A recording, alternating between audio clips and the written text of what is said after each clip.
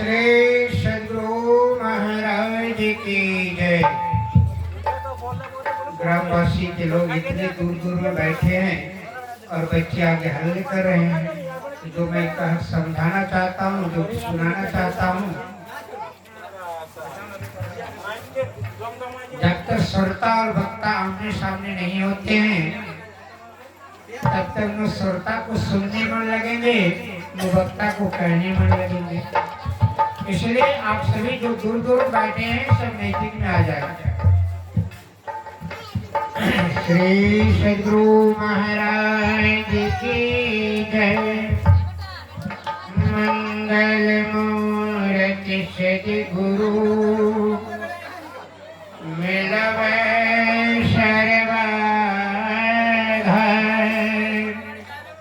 मंगलमय मंगल करना बिना बारंबार।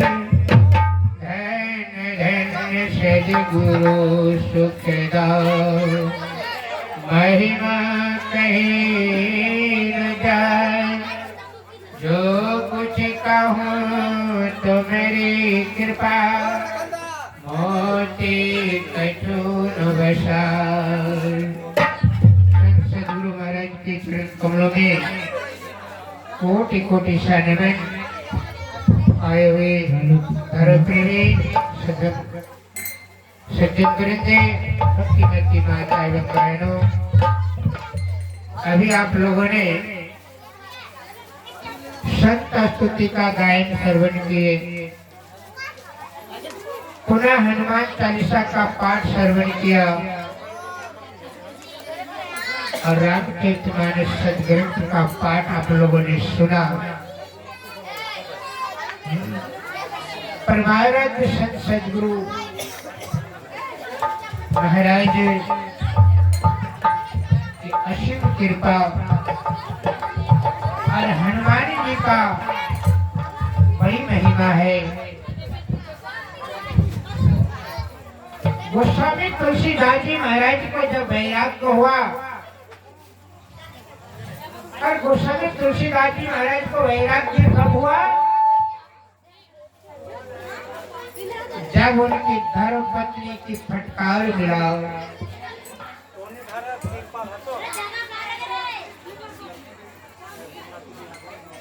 आप लोग शोरगुल ना करें, क्योंकि शांत होकर के सुनेंगे तो हमें भी सुनाने में अच्छा लगेगा। सामने जो हो शोरगुल हो रहा है, बच्चों को बंद कीजिए।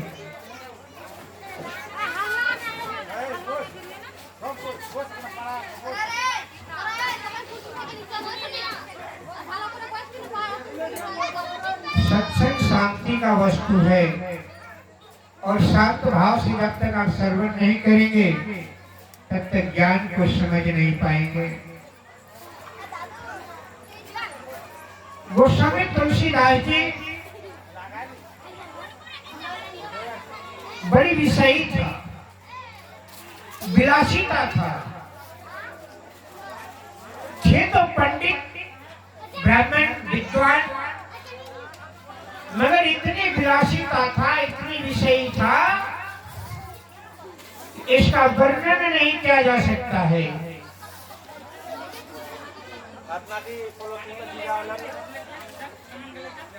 गोस्वामी तुलसीदास जी की पत्नी धर्मपत्नी जब जो है अपने नैहर को चले गए।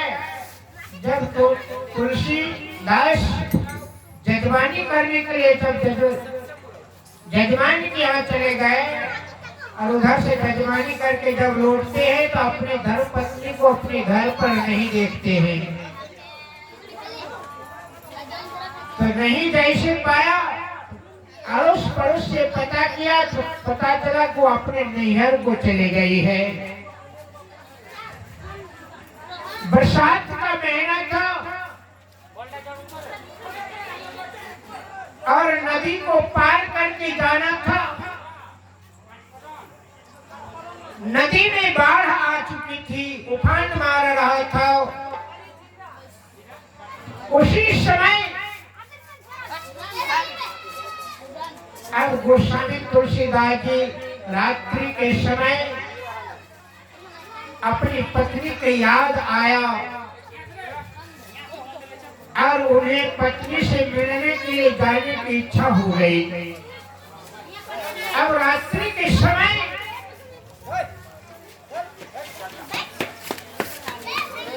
गोस्वामी तुलसीदास नदी किनारे जाते हैं। नाव भी नहीं है, नदी भरा पड़ा हुआ है। अब उस पर जाए तो कैसे जाए, तैरने भी नहीं आते हैं। एक मोता बहते हुए आ रहा था। उस मोर्चे पर बैठकर उस लाश को पकड़कर गोस्वामी तुलसीदास नदी पार कर जाते हैं। और जैसे नदी पार करती है, रात्रि अधिक हो जाते हैं, लगभग 12 बज जाते हैं। चलते चलते अपने ससुराल को पहुंचते हैं। अब उतनी रात्रि में चारों तरफ से बंद था दरवाजे। अब जाएंगे तो किधर से अंदर जाएंगे। उस दीवार पर एक मरा हुआ सर्प लटक रहा था। उस सर्प को रस्सी समझकर उसे पूंछ पकड़कर गोस्वामी तुलसीदास चले जाते हैं छत के ऊपर। और जब छत के ऊपर जाकर के पुनः उधर से सीढ़ी से उतर कर दरवाजे होते अपने पत्नी के निवास में जाते हैं, तो जैसे पत्नी के पास जाते हैं देखते हैं अरे भीगे हुए कपड़े हैं, वर्षा मूसलाधार बारिश हो रही है। उस बारिश में इतने भीगते हुए नदी में टपाटप जल भरा हुआ है और ये मेरे पास आ गए। गोस्वामी तुलसीदास जी महाराज की धर्मपत्नी ने कहा, हे पतिदेव, जितनी मेरी हाड़ मांस की शरीर में तुम्हारी आसक्ति है, प्रेम है, यदि इतनी ही प्रेम राम से किए होते, ईश्वर से किए होते, तो शायद तुम्हें ईश्वर का दर्शन हो जाता। श्री सतगुरु महाराज की जय। गोस्वामी तुलसीदास जी को वही फटकार लगी पत्नी से, वैराग हुई, उसी क्षण चल दी भजन करने के लिए जंगल की ओर। जाते जाते जंगल में जाकर एक झरने के पास बैठ गया। अब विचार करने लगा राम का दर्शन कैसे होगा। सत्संग करने लगा, ध्यान करने लगा, कथा प्रवचन करने लगा। मगर जैसे रात्रि में विश्राम करने के बाद लोग सुबह प्रातः काल होते हैं, तो लोटे में जल लेकर, आज तो घर में सबके घर में शौचालय हो गया है, शौचालय, सोचने का घर, और जिसमें आलय अर्थात प्रकाश, उस घर में प्रकाश हो। तो उसी घर में, तो उस समय गोस्वामी तुलसीदास जी महाराज के समय शौचालय का तो घर था नहीं, तो लोटे में जल लिया और चले जंगल की ओर। जंगल की ओर जाने लगी। उधर से शौच करने के बाद, उस जल से पवित्र होने के बाद जो जल बच जाते थे, तो रास्ते में लौटते हुए एक पीपल का गाछ मिलता था। उस पीपल वृक्ष के जड़ में वह जल डाल देता था। जो अपने शरीर को पवित्र करने के बाद जो जल लोटे में बच जाता, कमंडलों में बच जाते, वो जल कहाँ देते? उसी पीपल वृक्ष में नित्य प्रति देते। उस पीपल के वृक्ष में एक प्रेत रहता था। प्रेत बड़ी खुश हुआ। आप जानते हैं, घर में भी किसी नई बहू वधू आती है तो आप पवित्र जब होते हैं तो उस समय उससे हवा लग जाती है, तो क्या कहते हैं कि इसे भूत लग गया है या किसी की नजर गुजर लग गया है, तब ओझा के पास जाते हैं झाड़ फूक कराने के लिए।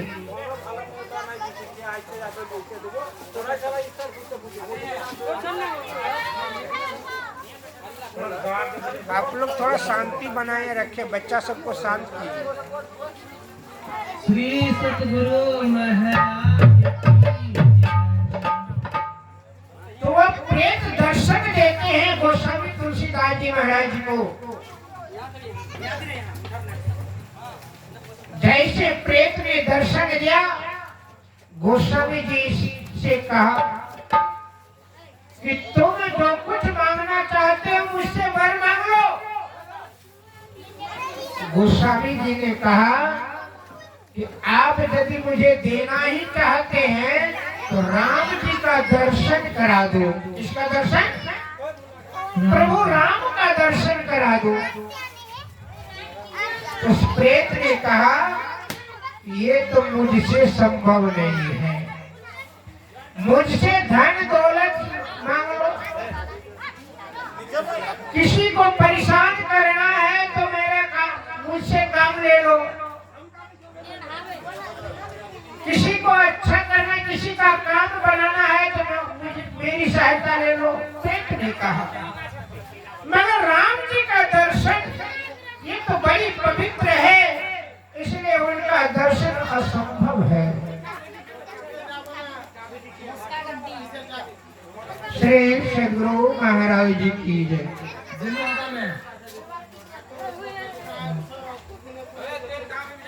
तो गोस्वामी तुलसीदास जी तो प्रेत ने कहा कि ये मुझसे संभव नहीं है, किंतु एक युक्ति मैं आपको बता सकता हूँ। क्या युक्ति?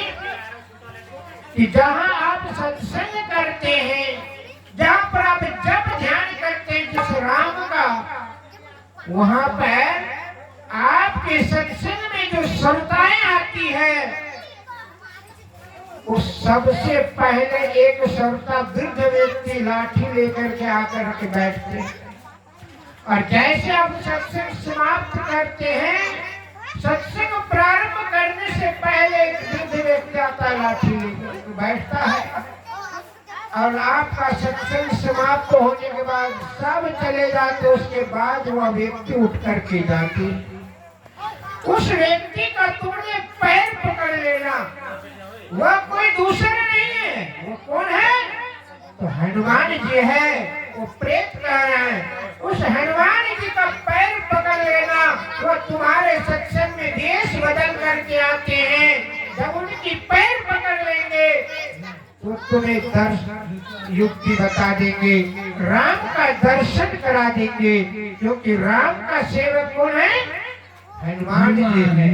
बोलिए प्रेम से श्री सतगुरु महाराज। उस राम का दर्शन करना चाहते हैं तो उनके भक्त का दर्शन पहले करना पड़ेगा। इसलिए वो भक्त तुम्हारे सत्संग में आते हैं, सत्संग का प्रेमी है। इसलिए हनुमान चालीसा पहले क्या लिखा है? श्री गुरु चरण सरोज रज निज मन मुकुर सुधार। अभी आप लोगों ने सुना, जो दायक फलता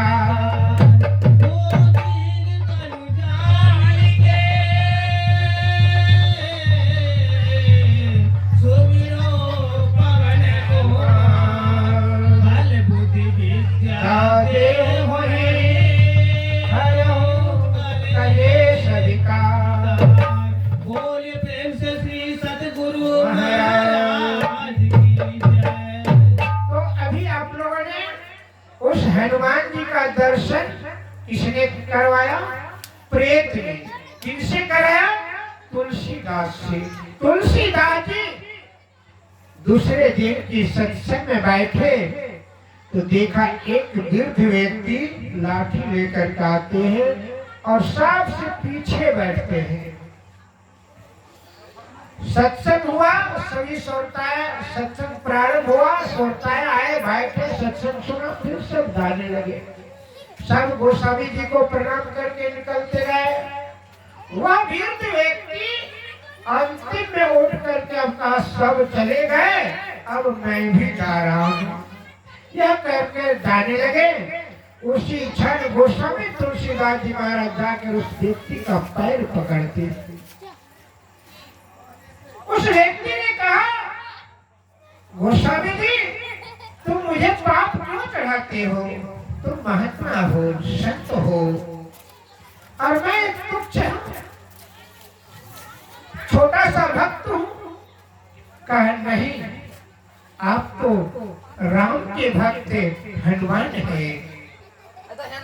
कहा नहीं नहीं, मैं राम का भक्त नहीं हूँ, मैं तो आपका सत्संग का भक्त हूँ। कहा नहीं, आप राम जी के भक्त हैं, इसलिए आप कृपा करके मेरे ऊपर कृपा कर दे, दया कर दे, ताकि हमें राम जी का दर्शन हो जाए। श्री सतगुरु महाराज की जय। गोस्वामी तुलसीदास जी ने जब विनय करके पैर पकड़ करके निवेदन करने लगा, तब उसने अपने वेश में आए हनुमान जी, पवन सुत हनुमान अपने वेश में आकर के कहा कि ठीक है, अब तुम्हें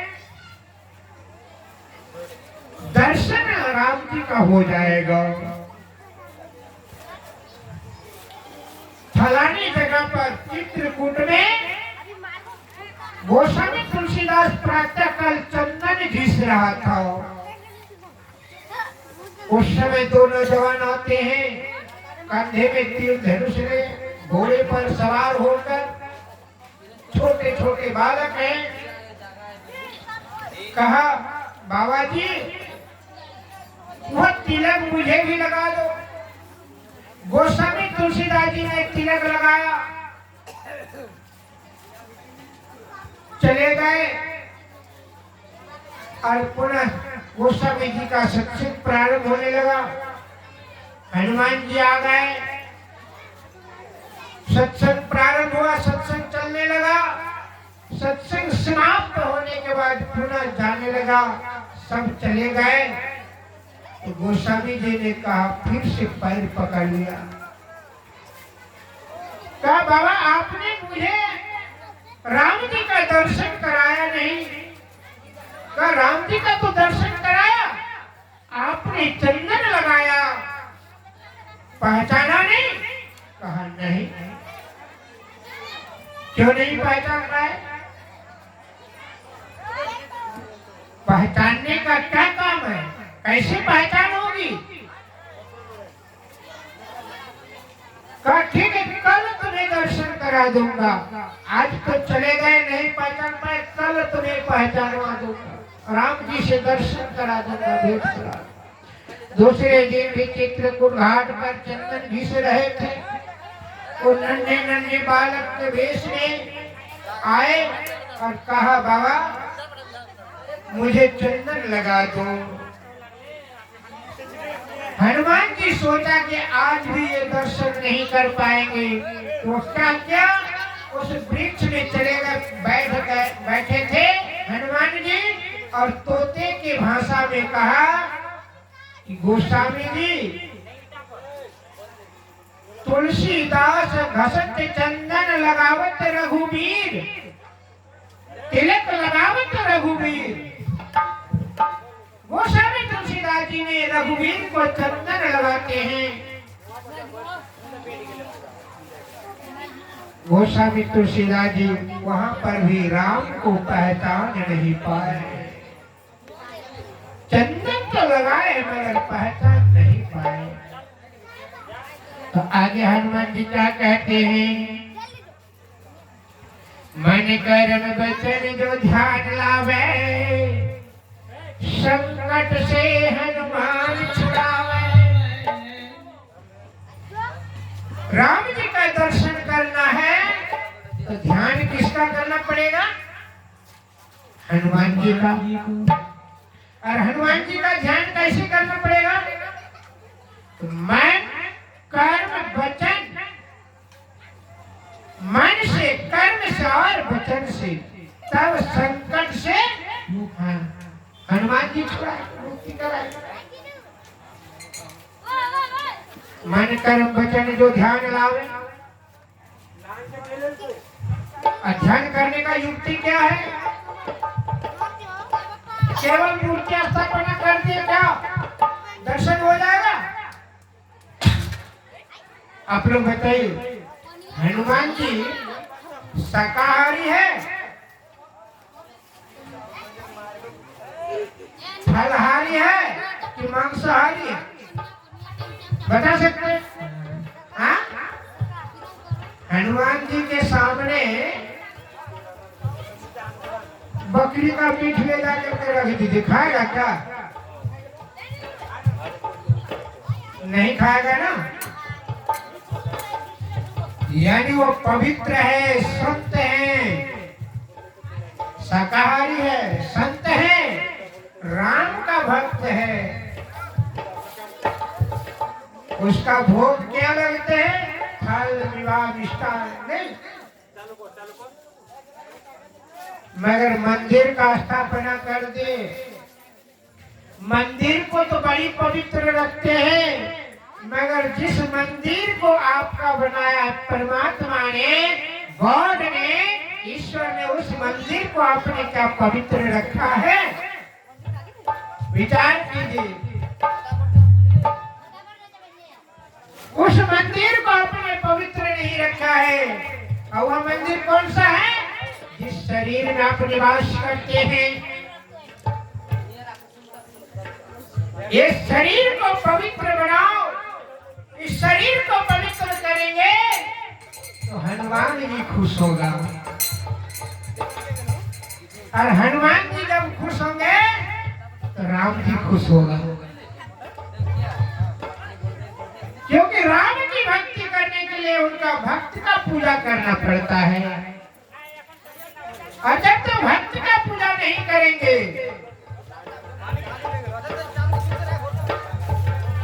तो भगवान का दर्शन होगा क्या? इसलिए कहा श्री गुरु चरण सरोज रज निज मन